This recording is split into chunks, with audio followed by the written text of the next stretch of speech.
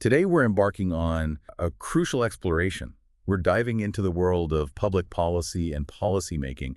Okay, so let's dive right in then. Now let's clarify something that I think often confuses people. Policy doesn't happen in, a vacuum. It's influenced by a whole constellation of forces. What are the key internal and external factors that can really influence how policies are shaped? Yeah, we can definitely divide these into two main groups. First, let's look at internal factors. These are present within the government institution itself and have a vital impact. Think of them as the organization's own capabilities and constraints. Okay, like what? Well, first, the conditions of establishment.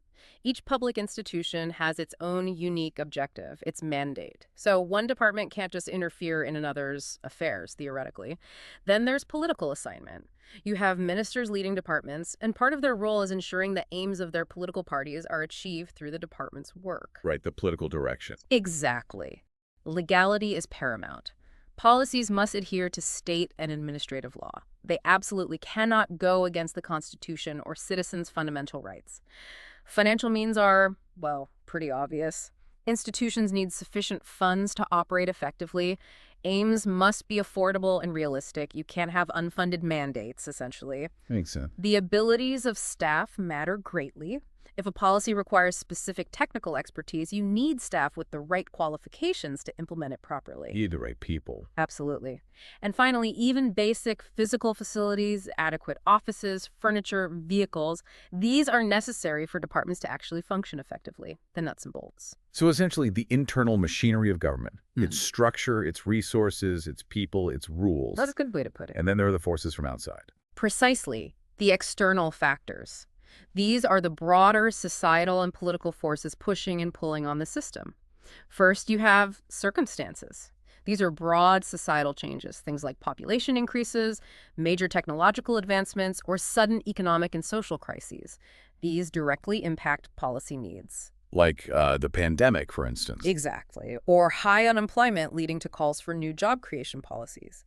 Then, the needs and expectations of the population. This is a powerful force. Communities exert pressure on the government to meet their evolving needs and demands. Policies of political parties are fundamental. The party that wins an election will, naturally, introduce and try to enforce new policy changes aligned with their manifesto and mandate. Elections have consequences, as they say. They certainly do in policy terms. Then, the activities and representations of interest groups. These are hugely significant.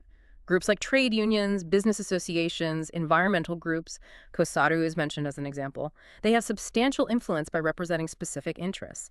They might lobby, provide information, or even engage in mass actions to push for policy changes. They make their voices heard. Very much so. The personal views of political executive office bearers also play a role. Officials, ministers, the president, they can influence policies by offering advice, setting priorities, championing certain causes.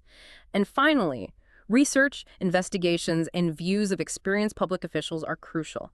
Think tanks, university researchers, government's own research units, and commissions of inquiry provide vital information and recommendations that can lead to new policies or significant changes to existing ones. That's a really comprehensive list.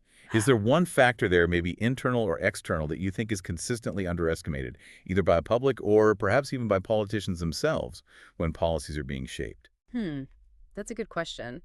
Internally, I'd probably say the abilities of staff and the financial means are often underestimated.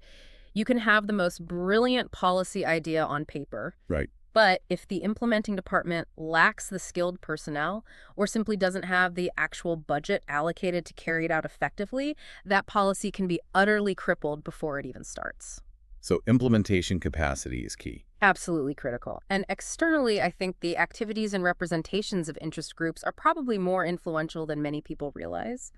These groups can genuinely shift the policy agenda, sometimes through quiet, behind-the-scenes negotiation, and sometimes through very public pressure campaigns. Their impact can be quite profound. That's a great insight. It tells us where some of the real policy battles might actually happen, away from the formal procedures sometimes. So, okay, we've identified the influences. Well, hopefully, next time you hear about a new government policy, or maybe a proposed change, you'll have a powerful new lens through which to view it. And if this sounds like your kind of thing, if you want to explore these topics more with us, well, hitting subscribe is probably a good idea. Definitely. Yeah, click that subscribe button. We've got plenty more planned. And maybe give this video a like. It helps other people who are interested in this stuff find the channel. Please do. It makes a difference. But until then, do check out some of the other videos. Lots to explore. Thanks again. Kano Consultants for professional advice. You can trust.